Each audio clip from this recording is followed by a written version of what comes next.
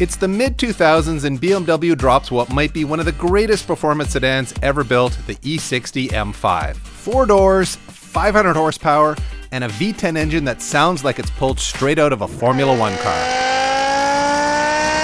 It took the world by storm, but like a lot of BMWs from this era, that performance came at a cost. Complexity, maintenance, and some serious reliability issues. So what if you could have this kind of performance in a luxury sports sedan without all the pain and suffering? Enter the Lexus GS430. Under the radar, bulletproof, powered by Toyota's legendary 3UZ V8. It might not dominate the Autobahn like the M5, but it's smooth, refined, and built to survive the apocalypse. And here's the thing, this engine has way more potential than anyone gives it credit for. So in this series, we plan to take this often overlooked luxury sedan and build it into something that can go toe-to-toe with an E60 M5 in performance, all while keeping the comfort, the reliability, and doing it all for a fraction of the price.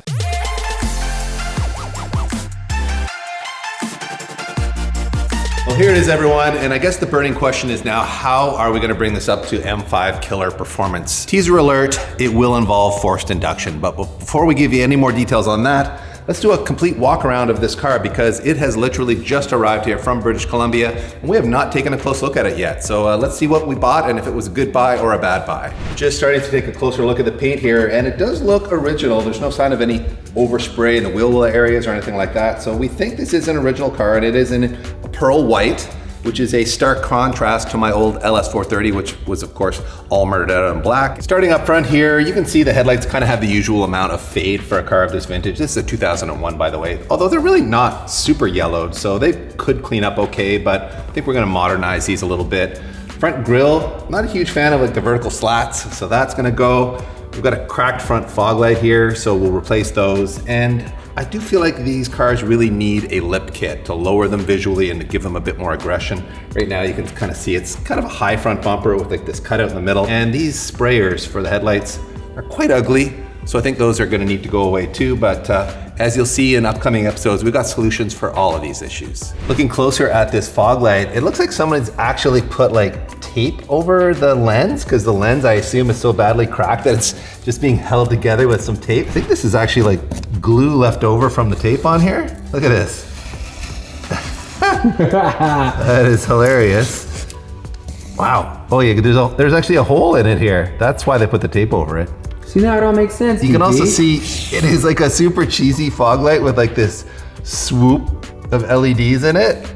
Oh God, it's hideous. I hate it. I liked it before when the glue was covering it up, but that definitely needs to go in the bin. Looking down the side of the car here, it is remarkably straight and there's like no door dings in this car. This must have been parked somewhere in British Columbia where it was like not surrounded by a lot of other cars because I don't see a single ding in it. And there's really no like stone chips in the paint either. The paint's really good. However, what's not really good is the giant rear wheel gaps that this car has stock. It actually looks like it has a lift kit on it, like when we lifted Pete's Tesla. Here's an interesting one for you. We have pretty dark tint on the rear windows and no tint on the front. Obviously no tint on the windshield either, but is this a BC thing, BT? Is that what we think that's going on here? I don't know. I think if somebody just wanted privacy in the back, they were just such ballers, oh, right? Had their chauffeur up front in these GS430s. The limo vibe, maybe. Yeah, BC guys, let us know. Are you not allowed to tint the front windows? Or is this just this particular car? I really don't know. Anyway, I do want to retint the whole car because I do like tint. I drive a lot in the summer. Jumping out back here, and the paint is still in good condition. There's really no signs of like any hits or anything like that. The rear spoiler is quite loose though. Don't know what that's about. And you can also see that there's something going on with the exhaust pipes. They are not well centered, and having fired this car up, I'm pretty sure this has had a muffler delete. And the door jambs are very clean.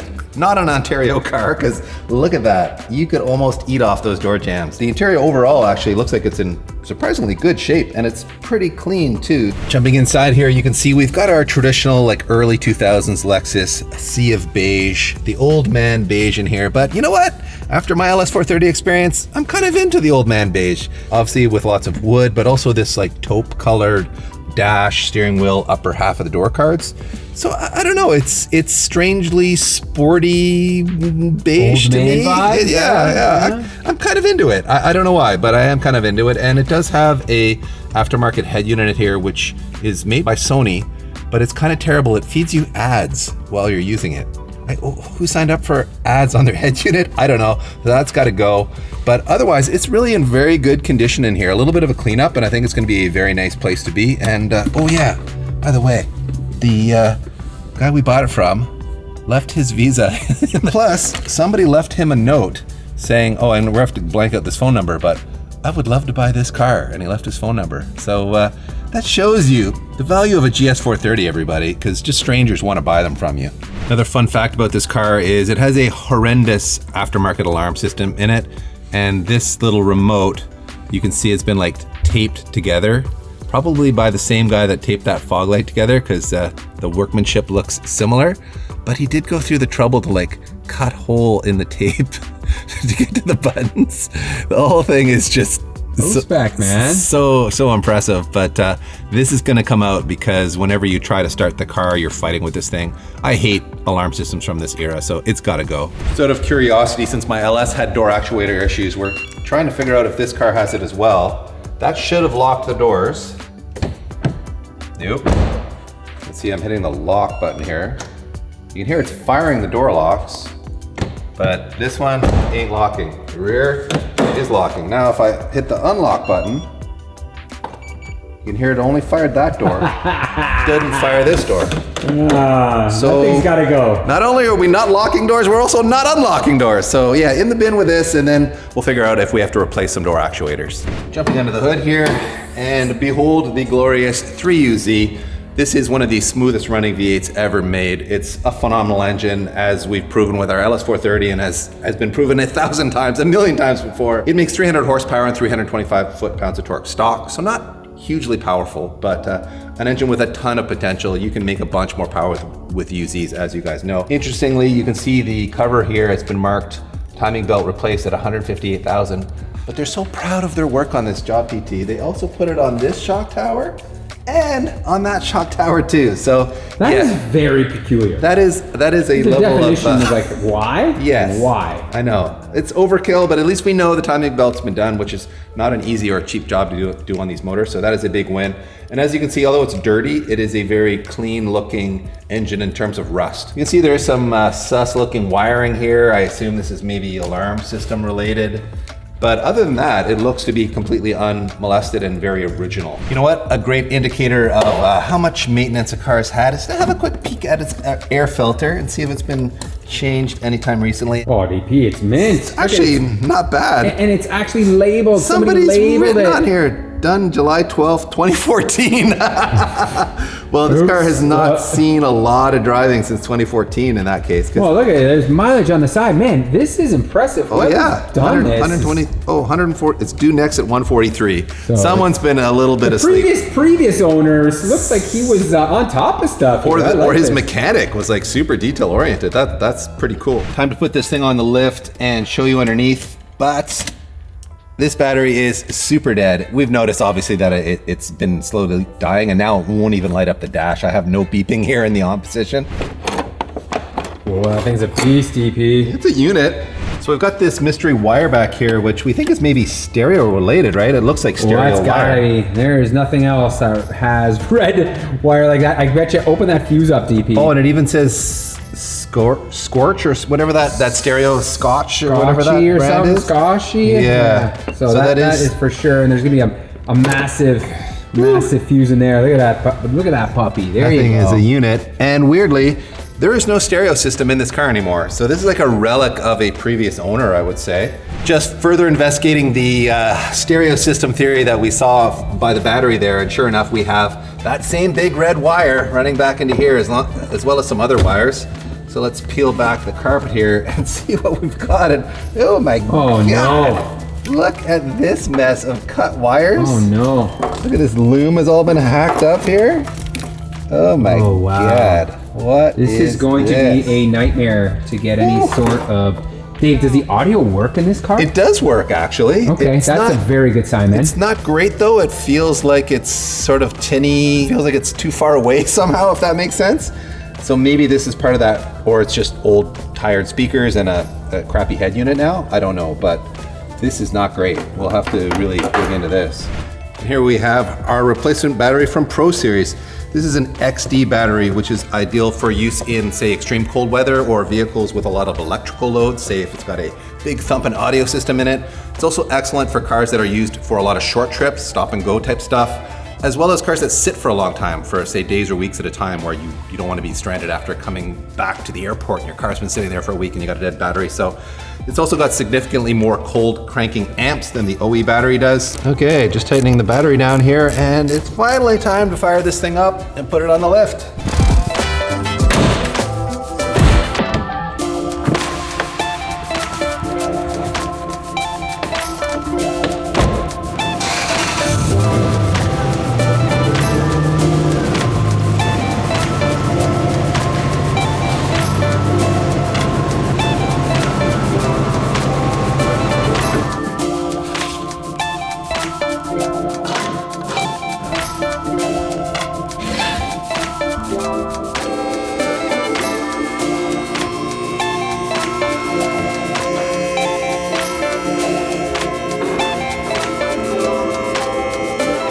If you're a big body Lexus enthusiast like me, you'll know that deleting the exhaust, or I should say the mufflers, is very common just to give them a little bit more sound. And what we have here, fellas, is quite possibly the most ghetto muffler delete I have ever seen. This is some pretty wild stuff. If somebody paid for this, I would be very upset. Let's just say that. This has got to be a home job. It's quite shocking. I mean, first of all, I did notice that the exhaust was rattling, and now we can see what they were doing to control that rattle up here, everyone. They jammed a rubber glove in here that is melted onto the exhaust to prevent it from hitting on the subframe, but you can hear it's still like directly on the subframe. You can also see that they just like cut the mufflers off here. They didn't bother to like unbolt the flange and put a new flange onto this mufflerless section. They just booger welded on a horrible crush bend. They booger welded in a little extension. They used some like, you know, trailer quality clamp here. And then they made a hanger that went to the tow hook out of like all thread, which is broken on this side, but you can see on this side it's still here. So you can see what they did. Look at the welding. That is incredible. Give us a shake, DP. Is it like fully hard mount? It is. It is hard mounted. There's no giving it. That is which is wild. Probably why we see some water leaking out of the exhaust over here, because it's got no movement, so it's just cracked at this weld back here. So and look at the amount of weld. It's impressive. Spatter, like that is insane. It is if they did that. Like somebody sat there for a good 20 minutes just throwing on the splatter. The pigeon poop is impressive on this thing. So this will obviously need to be addressed, but other than a little bit of like, you know, normal surface rust that you can see in places on the subframe and, you know, a little bit on the heads of the bolts. This is very light rust by Canadian standards. Just looking at the rest of the exhaust system here, and it looks to be all original, which is a good sign. This hasn't been tampered with it in any way. So, and you can see underneath it's clean, really. There's like a tiny bit of surface rust in places, and the pinch welds at the front are kind of pancaked. In the rear, they're not. I don't know what's going on there, but not uncommon to see that on, you know, cars of this vintage. And as for underneath the transmission, it looks all dry. So let's drop this cover here and see if there's any signs of like a leak happening there. But so far so good under here. It looks to be very dry and really pretty much rust free. Well, not too surprisingly, it is all dry as a bone under here. Unlike a BMW of this vintage, there's no sign of any oil leak. So once again, the 3UZ is just coming up win, and actually a K-N oil filter on here, so somebody cared about this car, which is always a good sign. The accessory belt is very old and brown, so that needs to be dealt with. Kind of cool that this has these like air deflectors on here to cool the brakes. That goes to show you the GS is really the sports sedan of the Lexus lineup in this era. It's not the luxury barge the LS was. So, you know, it's got tie bar back here too, which the LS didn't have. So Toyota was definitely trying to make this a sportier feeling chassis, and having driven them before, I can confirm they do feel sportier. But speaking of which, PT, maybe it's time to go and take this thing for a drive right now? All right, PT, welcome back into the lap of reliable luxury here in the GS430. I'm so used to saying the LS430, but this is a smaller, sportier chassis. It does feel smaller. It does feel a little. It's a little more nimble, but it's still, I was going to say tighter, you know, but it's still a boat. It's still a boat. It still floats. Yeah. But it comparatively. does feel firmer than the LS did when it was stock, like stock versus stock. Yeah, agreed. Is set up firmer. Yeah. So Toyota was trying to make it a sportier sedan, I would say. Yeah. And, you know, other than that, it's the exact same powertrain. So if we give it a bit of a pull here. Now All right, DP, I mean, you know, does that feel quicker to you? it should because it it's does like feel quicker to 300 me. or 400 pounds lighter than the LS. Okay. So it's a lot lighter, and that definitely makes a difference. Slow it down for me. Like, give me a punch from like really slow here. I want to Okay. see what this feels like. All right, let's. Because I recall that was the biggest problem with the LS. Now, you can do this whole, like, just manual just shifting send thing, it, but just send all it. right. Just give it the power mode here Oh, and just power send mode, it. yeah. There you go. It sounds pretty good with Okay. the muffler delete too, right? Okay. It's smooth. It's very smooth See, power. and it picks up pretty well up top when the speed is kind of quicker too. Yes, So yes, exactly. nice, actually. Yeah, it definitely not fast off the line, but it No. feels fast once it gets yeah, a little moving. more momentum. Yeah. Well, hey man, that's a victory over the LS already.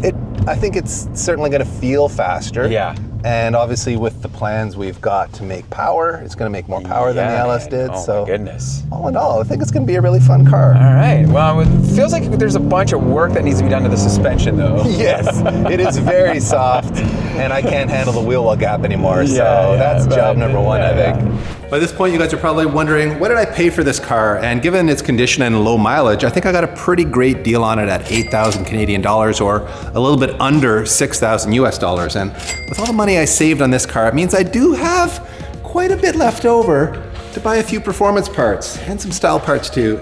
Most importantly, maybe, is this giant supercharger right here, which you will learn more about in future episodes, which will be mated to that 3UZ with an adapter plate from a late manufacturing, a company you may have heard of before from our LS430 build. We've got a JDM front bumper with the all-important TRD front lip. We've got a complete TRD lip kit for it, which of course you'll see in future episodes. Down here you can see we've got some teen coilovers, and we're going to be using their EDFC controller so that I can control the dampers from the cockpit. I think that'll be really fun.